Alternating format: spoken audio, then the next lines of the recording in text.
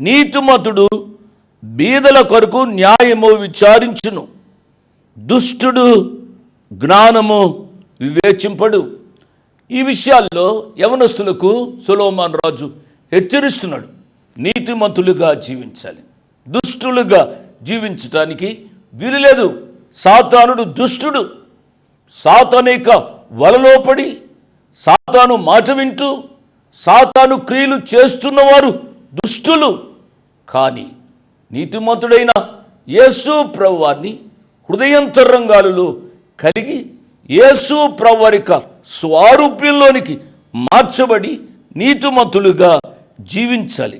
ఇట్టి నీతిమంతుడు పేదవారికి న్యాయాన్ని విచారిస్తాడు, పేదవారికి సహాయం చేస్తాడు, పేదవారిని ప్రేమిస్తాడు. దుష్టుడు పేదవారిని ఖాతరు చేయడు, వారిని లెక్క చేయడు. వారికి ఏదైనా న్యాయము చెప్పాల్సి వస్తే న్యాయము చెప్పడు. పేదవారికి కూడా అన్యాయము చేయాలని అతడు తలస్తూ ఉంటాడు. దేవుని వాక్యాన్ని వింటున్న నా ప్రియులరా, పేదలను కనికరించండి. పేదలకు సహాయం చేయవాడు దేవునికి అప్పించువాడు. నీతిమంతుడైన ప్రతి విశ్వాసి పేదవారి కొరకు ఆలోచించాలి, పేదవారికే న్యాయము తీర్చే రీతిగా ఉండాలి అని ప్రభు పేరిట నేను జ్ఞాపకం చేస్తున్నాను.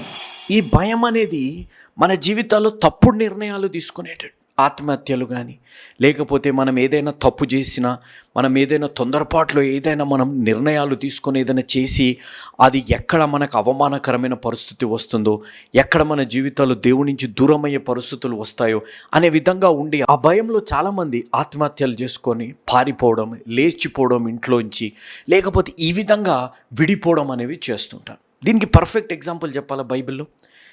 ఇస్కరియోతు యోధ.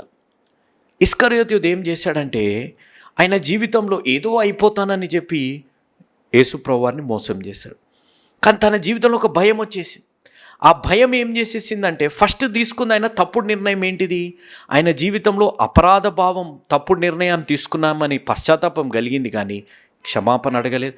ఆ అపరాధ భావం, ఆ గిల్ట్ ఫీలింగ్ ఆయన జీవితంలో ఎంత భయంకరంగా వచ్చిందంటే ఆత్మహత్య చేసుకొని చనిపోయే అంత గిల్ట్ ఫీలింగ్ వచ్చింది. ఈరోజు మన జీవితాల్లో కూడా ఈ భయాన్ని బట్టి తప్పుడు నిర్ణయాలు, ఆత్మహత్యలు, విడిపోవడాలు, వెళ్ళిపోవడాలు, ఇలాంటివి, ఈ భయాన్ని బట్టి మన జీవితాల్లో ఆ తప్పుడు నిర్ణయాలు బట్టి ఒక గిల్టీ ఫీలింగ్, ఒక అపరాధ భావం మన జీవితాల్లో కలగడాన్ని బట్టి మన జీవితాల్లో సంబంధాలని, విశ్వాసాన్ని, మన జీవితాన్ని తక్కువ అంచనా వేసుకొని మన జీవితంలో ఒక వైఫల్యం చెందిన వారంగా మనం బ్రతికే పరిస్థితులు మన జీవితాల్లో ఉండడం బట్టి మన జీవితాల్లో ఆత్మవిశ్వాసాన్ని కోల్పోతాం, దేవుడిపై విశ్వాసాన్ని కూడా మనం కోల్పోతాం. ఈ భయం ఏం చేస్తుందంటే మనము వాయిదా వేసుకునే విధంగా, అనగా తప్పుడు నిర్ణయాలు తీసుకునే విధంగా మన జీవితాల్లో ఉంటాయి. ఈ తప్పుడు నిర్ణయాలు తీసుకొని, లేకపోతే వాయిదా వేసుకునే జీవితం జీవించే విధంగా క్షమాపణ అడగాలంటే ఏమైపోతుందో, మన జీవితాల్లో వ్యసనాలు తీసుకోవాలంటే నా స్నేహితులు ఏమనుకుంటారు, నా జీవితాల్లో ఎవరితో అయినా మనస్పర్ధాలు ఉంటే అది మంచిగా చేసుకుందాం అనుకుంటే వాడు ఎలా రియాక్ట్ అవుతారు, ఈ విధంగా వాయిదా వేసుకుంటా. ఈ వాయిదా వేసుకుంటా బ్రతకడానికి ఎందుకు వస్తుందంటే ఒక భయం మన జీవితాల్లో ఉండడానికి. కాబట్టి ఈరోజు ఈ వాక్యాన్ని వింటున్నవారు, తమ్ముడు, చెల్లెమ్మ, అక్కయ్య, అన్నయ్య, అంకుల్, ఆంటీ, నేను చెప్పే మాట మీరు చాలా జాగ్రత్తగా వినండి.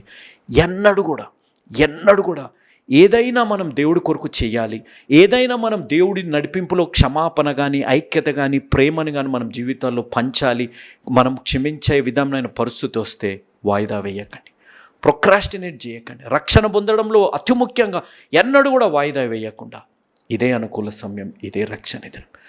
దేవుణ్ణి చిన్నగా చూసి కష్టాలని పెద్దగా చూపెట్టేది భయము. ఆ భయము సాతానుడి ఒక ఆయుధము. ఈ భయము సాతానుడు మన జీవితాల్లో నియంత్రణ కలిగే విధంగా చేస్తాయి అనేది మనం గమనించాలి.